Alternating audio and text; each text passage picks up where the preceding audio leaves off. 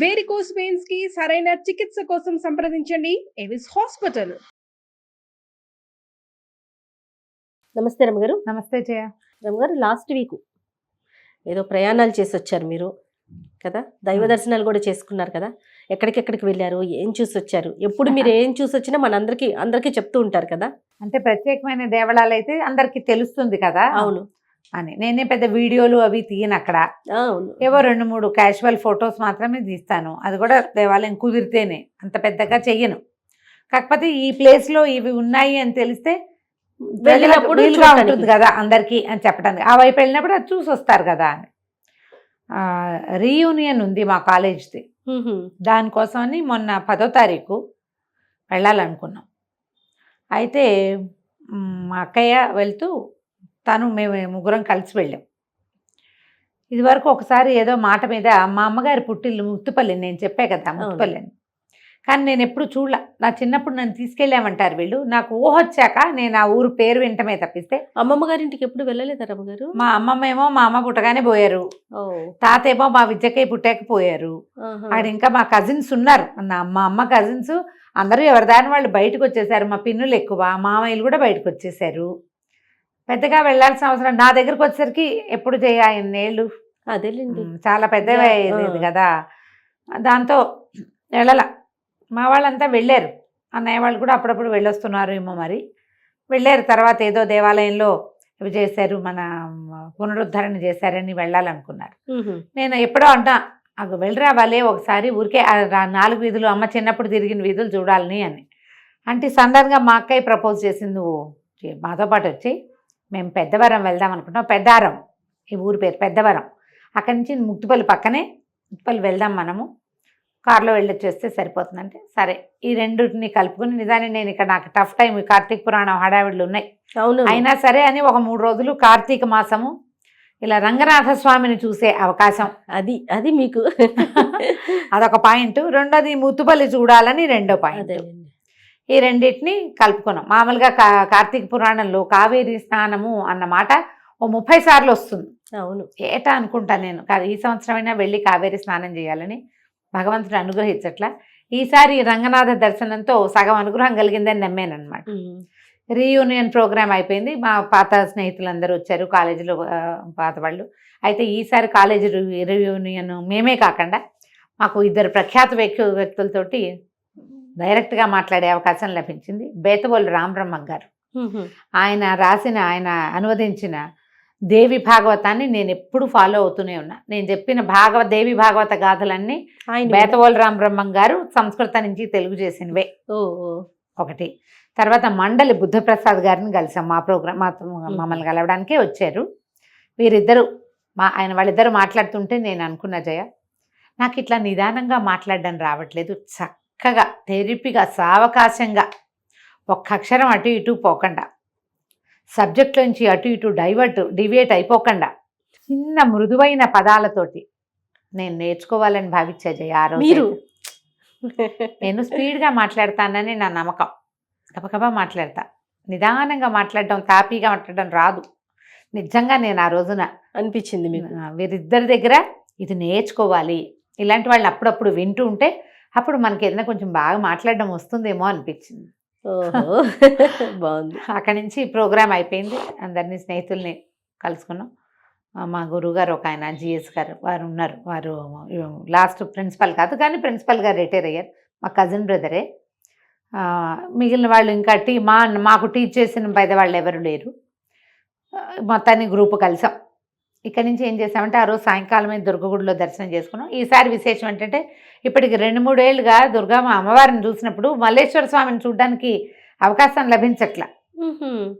ఎందుకంటే అక్కడ ఏదో రెనోవేషన్ జరుగుతోంది, ఆ పక్కకి వెళ్ళడం కుదరక శివ దర్శనం కాకుండానే తిరిగి వస్తున్నాము. ఈసారి అద్భుతమైన దర్శనం మాత్రం అయింది. కార్తీకంలో అదొక కడుపు నిండిపోయే సంఘటన అనమాట. పైకి వెళ్తే అక్కడ ఉన్న అర్చకులు ఎవరో నన్ను గుర్తుపట్టారు.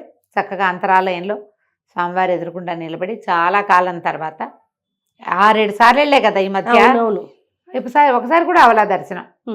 చక్కగా దర్శనమైంది, వచ్చేసాం. మర్నాడు మా పెద్దక్కయ్య గారింటికి వెళ్ళిపోయి ఆ రోజు మర్నాడు పొద్దున మోపిదేవి వెళ్ళాం. మోపిదేవి ఏటా వెళ్ళేదే.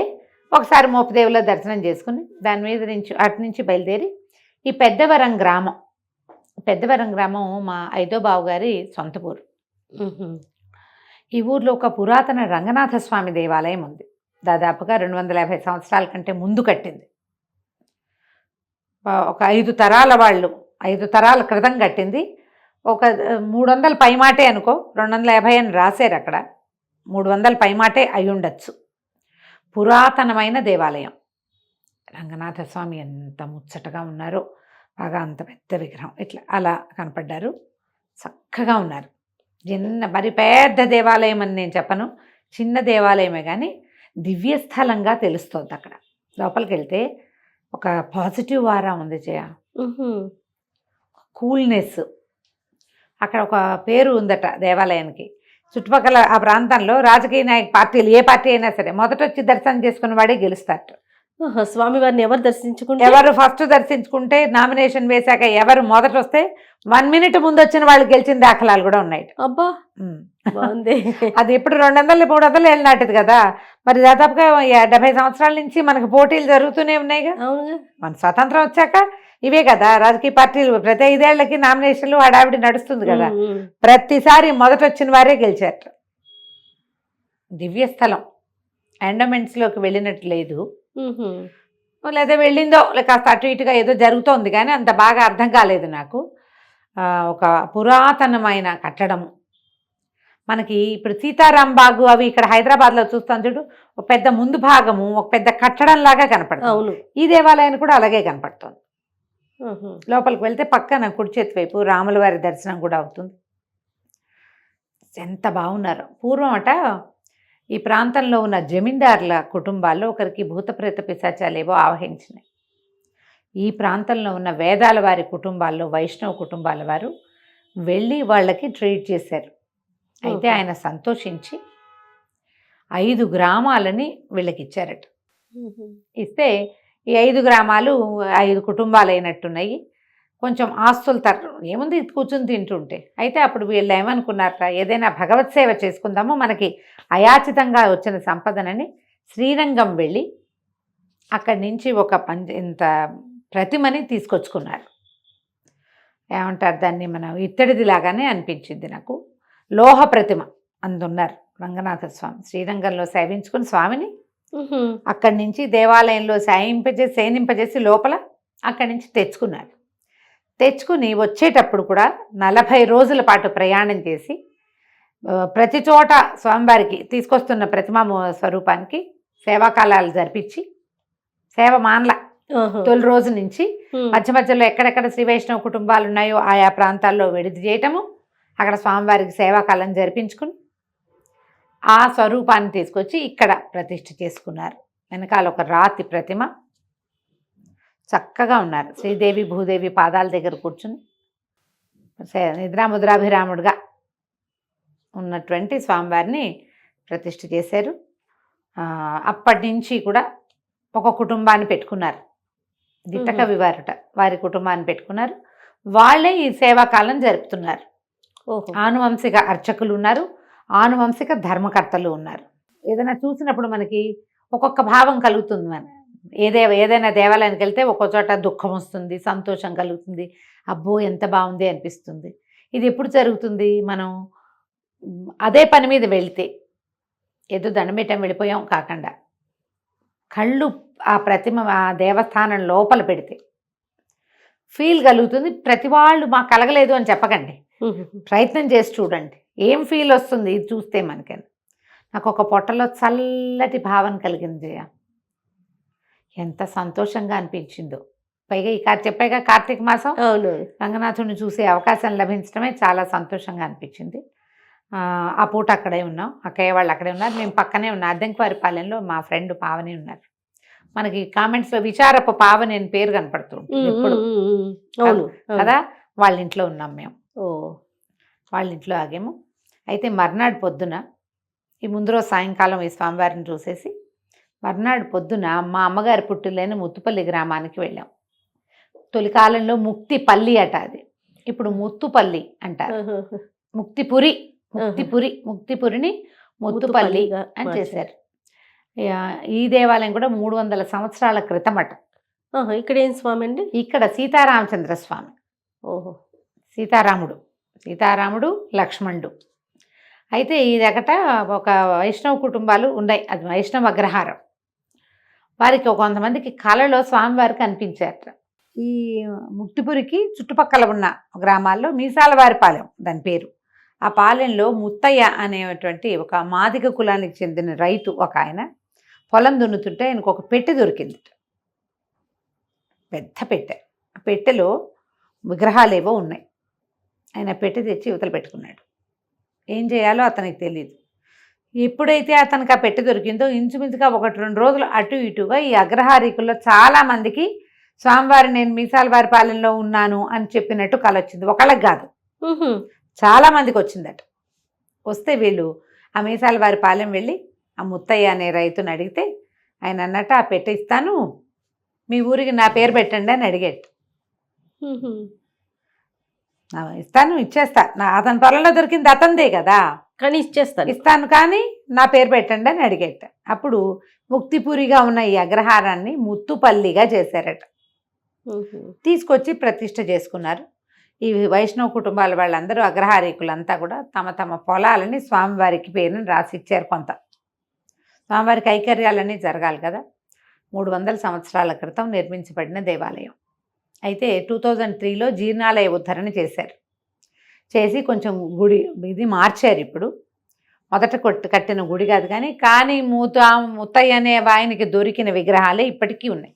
అబ్బా. సీతాదేవి ఎడమ తొడ మీద కూర్చున్నది. భద్రాచలంలో ఎట్లా వామాంక స్థిత జానకి చెప్తాం కదా, వరిల సత్కోదండ దండం కరే, అది లెక్క. చక్కగా ఎడమ తొడ మీద కూర్చుంటుంది. పక్కన లక్ష్మణ స్వామి కూర్చున్నట్టుగా ఆయన విడిగా ఉన్నవి 2 విగ్రహాలు. ఆయన నుంచున్నాడు, ఈ తొడ మీద అమ్మవారు కూర్చున్నది. ఈ విగ్రహాలని ప్రతిష్ఠ చేశారు. మా అమ్మ చిన్నప్పుడు తిరిగిన దేవాలయం అటు ఇటు అంతా మారినా కూడా వాళ్ళు సేవించుకున్నది. ఇక్కడ ఒక విశేషం ఏంటంటే ఆంజనేయ స్వామి ఎంత బాగున్నారో జయ. మామూలుగా క్షేత్రపాలకులు ఎదురుంటారు కదా, గరుడాళ్ళ వారు ఉంటారు, లేదా ఆంజనేయులు కనిపిస్తారు కదా. అసలు మొహం ఎంత స్ఫుటంగా ఉందో. మామూలుగా ఈ దేవాలయాల్లో కనపడేటప్పుడు ఇట్లా మూసుకుపోయినట్టు కొంచెం దగ్గరగా ఉండి ముఖ కవళికలు కనపడవు. అసలు నిన్న మొన్న చెక్కిపెట్టిన విగ్రహంలాగా ఉంది ఆ విగ్రహం. ఎంత బాగున్నారో, భలే కళగా ఉన్నారు. చాలా విశేషంగా చక్కగా అన్ని భద్రాచలంలో జరిగినట్టుగానే ఇక్కడ కూడా ఉత్సవాలు జరుగుతాయి. భద్రాచలంలో పాటించే విధానాన్ని ఇంచుమించుగా ఇక్కడ కూడా పాటిస్తారు. నేను అక్కడికి వెళ్ళి చూసేందుకు నాకు అవకాశం లభించింది. అయితే ఈ ఊర్లో ఇంకొక విశేషం ఉంది. మాకు చిట్టుగూడూరు కాలేజీలోనే దాదాపుగా 66 దాకా చదువుకున్నారు రాఘవుడు మామయ్య అని, ఆయన ఆ ఊర్లో ఉంటారు. ఇంకా ఎప్పుడో ప్రతిష్ఠ చేయబడిన ఒక దేవాలయము, ఆయన దాని డెవలప్మెంట్లో ఆయన భాగం పంచుకుంటారు ఇప్పుడు. అయితే ఆయన ఫోన్ చేశారు, ఆ సంతాన వేణుగోపాల స్వామి దేవాలయం ఉంది, ఒకటి వెళ్దామని మా అక్కయ్య 4-5 సార్లు చెప్పింది. నేను ఇది జీవితంలో ఊహించని ఒక సంఘటన అనమాట. ముక్తిపల్లి వెళ్ళటమే నేను ఎప్పుడు ఊహించలే, అలా జరిగింది. స్వామివారిని సేవించుకున్నాం, సీతారామచంద్ర స్వామిని. అయితే చెల్లమ్మగ్రహారం అని ఇదివరకట ఈ ముత్తుపల్లి చెల్లమ్మగ్రహారం కలిసే ఉండేవి. అదొక అగ్రహారం, ముత్తుపల్లి అగ్రహారం కానీ చెల్లమ్మ అగ్రహారం కొంచెమే, ఎక్కువ దూరం ఏం కాదు, ఊర్లో ఉన్నట్టే ఉంది. ఆ చెల్లమ్మ అగ్రహారంలో ఒక విశేషమైన దేవాలయం ఉంది జయ, తాండవ కృష్ణుడి గుడి. మనం నవనీత కృష్ణుడి దేవాలయం చేస్తున్నాం, ఇది గుడిగా లేదు, తాండవ కృష్ణ ప్రతిష్ఠ. ఇక్కడ తాడి చెట్టులో ఆదిశేషువు వెలిశాడని చెప్తారు.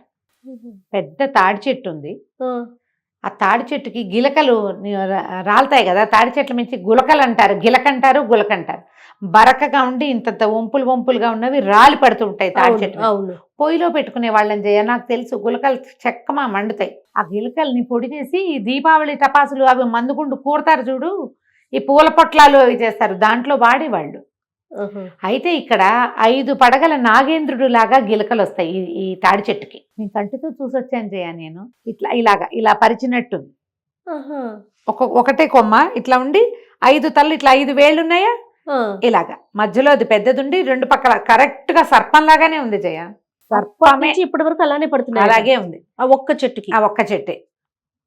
80 సంవత్సరాలకి ముందు కథ ఇది. 80 ఏళ్ల ముందు ఈ తాడి చెట్టులో ఆదిశేషువు వెలిసి ఉన్నాడని ఆ చెట్టుని సేవించేవాళ్ళు ఆ గ్రామం వాళ్ళు. ఆ గ్రామానికి చెందిన వాళ్ళే మాకు దూరపు బంధువులు.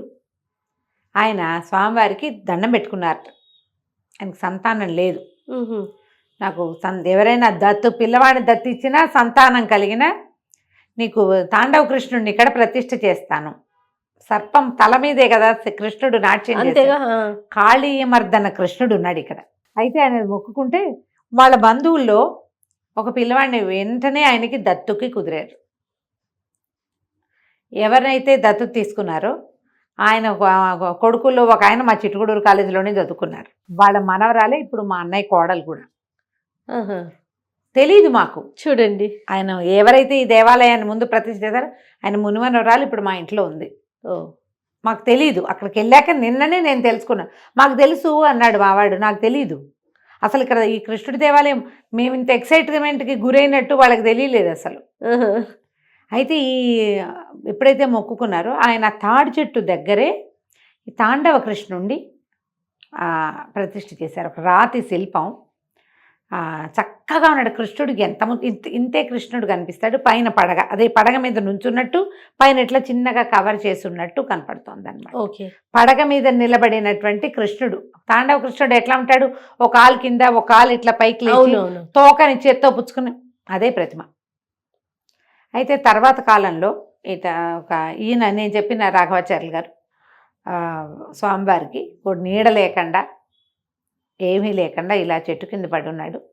ఈయనకి చక్కగా ఏర్పాటు చేస్తానని దండం పెట్టుకుని ఆయన పక్కనున్న స్థలం, వీళ్ళే ఆన్వంశిక ధర్మకర్తలు ఇచ్చిందే అయి ఉంటుంది బహుశా. పక్కన ఒక స్థలంలో పక్కనే తాడి చెట్టు ఇటు ఉంది, లెఫ్ట్లో ఉంది, రైట్ సైడ్కేమో ఒక షెడ్ లాగా చక్కగా నిర్మించారు. స్వామివారికి చుట్టూతా ఏదో చిన్న గ్రిల్స్ లాగా కవర్ చేసి పెట్టారు. 80 ఏళ్ల నాడు ప్రతిష్ఠ చేయబడిన స్వామి. ఇది కనపడే వాళ్ళకి అర్థమయ్యే చేశారు. ఆ తాడి చెట్టు ఇప్పటికీ ఉంది. తాడి చెట్టుకి ఏం చేశారంటే ఒక 4 మెట్లు పెట్టి ఒక గట్టులాగా కట్టి చుట్టూతా ప్రదక్షిణకి వీలుగా చేశారు. ఈయన ఉన్నాడు, నేను కూడా ఉండాలని వెలిసినట్టు ఒక వేప చెట్టు కూడా ఉంది అక్కడ. మొదల్లో ఈ గిలకలు ఉన్నాయి, రాలినవి అక్కడ చేర్చి ఉంచుతారట. ఆకులు రాలినా ఆ ఆకుల్ని ఎవరు వినియోగించరు ఆ చెట్టువి. ఆ ఎవరు ఇంటికి తీసుకెళ్లేది లేదు. ఒకడెవరోట ఈ ప్రాంతానికి చెందినవాడు ఒక గిలకి ఇంటికి తీసుకెళ్ళి రాత్రి పిచ్చి పిచ్చి కేకలు పెడుతూ పరిగెత్తుకొచ్చాట. నేను చలమగ్రహారం వెళ్ళాలి, సాత్శేషుడిని తీసుకొచ్చాను అని చెప్పి అది మళ్ళీ తెచ్చి ఇక్కడ పెట్టేదాకా అతను ఇది కాలేదుట. భక్తితో శ్రద్ధతో తీసుకెళ్లే వాళ్ళు పర్వాలేదు, వాళ్ళకేం కాదు. కానీ చాలా తక్కువ, ఎవరికి ఇవ్వరు. ఈ స్వామివారు ఉంటే 2 పక్కల 2 పడగలు పెట్టి ఉన్నాయి. ఇది ప్రత్యేకంగా నేను చూసి వచ్చిన దేవాలయం. ఇక్కడ ఏంటంటే సంతానము వివాహము 2 సుసంపన్నం అవుతాయట.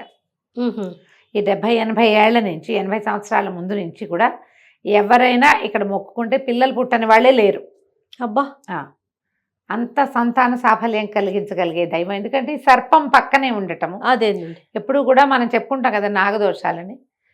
ఎప్పుడు చూడని వింత దేవాలయాన్ని నేను చూసి వచ్చాను. పెద్ద ఆలయంగా అయితే ఏం లేదు, ఒక షెడ్ లాగా కట్టి ఒక 2 అడుగులు 2 మెట్లు ఎక్కటం, పక్కన ఎత్తుగా కూర్చుని ఎవరో తెచ్చిచ్చారట ఇంత చక్కటి కృష్ణ ప్రతిమ కింద ఉన్నారు. అంటే ఉత్సవరులాగా ఉన్నారు. కొద్దిగా ఊరికి ఒక్క రవ్వ దూరంగా ఉన్నట్టుంది. రోడ్లు అవి ఉన్నాయి, ఇళ్ల మధ్యలో నుంచే వెళ్తాం. ఓకే. మనం ఒకవేళ రేపల్లె నగరం ఆ ప్రాంతాలకు వెళ్తే ఈ చెల్లమగ్రహారం సింపుల్గానే వెళ్ళిపోవచ్చు. మేమేమో పెద్దవారి నుంచి వెళ్ళాము. ఎవరు ఎక్కడి నుంచి కుదిరితే అక్కడ చూడండి. చాలా చోట్లకి వెతుక్కుంటూ వెళ్తాం మనం, సాధ్యమైనవి. ఇది కూడా ప్రయత్నం చేయొచ్చు తప్పకుండా. 1 గంట 2 గంటల్లో చూసి వచ్చేసేయచ్చు కూడా. అంతే కదా. ఏదైనా మనకి వివాహం అవటం లేదు, లేదా ప్రధానమైంది సంతానం అని నేను నమ్ముతున్నా. సంతాన సమస్యలు ఉన్న వాళ్ళు నవనీత కృష్ణుడి దగ్గర కూడా వెళ్ళారు మన వీడియో చూసి కొంతమంది. అవునండి. అలాగే ఈ తాండవ కృష్ణుడిని తప్పకుండా చూడండి. చాలా విశేషమైన దేవస్థానంగా కనపడుతుంది. ఈ నాగోడు గారు ఆయన ఒక స్కూల్లో పనిచేస్తున్నప్పుడు స్కూల్ పిల్లలు 1,00,000 రూపాయలు విరాళాలు సేకరించి ఇచ్చారట ఇది కట్టడానికి. ఆ మాట పదే పదే చెప్పారు. ఏమైనా విరాళాలు ఇస్తే అక్కడ మన దాతలోని రాసి వేస్తున్నారు. కానీ ప్రధానమైంది ఆ తాడి చెట్టుకి ప్రదక్షిణ, తర్వాత ఈ తాండవ కృష్ణ స్వామిని దర్శనం చేసుకోవటం. ఎవరికి అవకాశం ఉంటే వాళ్ళు చేస్తారు. అందుకని ఇది నేను చెప్పదలుచుకున్నాను. ఏదో చాలా పెద్ద పెద్ద దేవాలయాలకి వెళ్ళాలి, పురాతన ఆలయాలే నేను వెళ్ళినవి 200-300 ఏళ్ళ వయసు ఉంది. ఇది 80-90 సంవత్సరాలే ఉంది. 80+ స్వామి ప్రతిష్ఠ చేయబడి 80 ఏళ్ళు పైన అయింది. ఆ తాడి చెట్టుకి ఒక 100 సంవత్సరాల వయసు ఉంటుంది. నమస్తే జయ.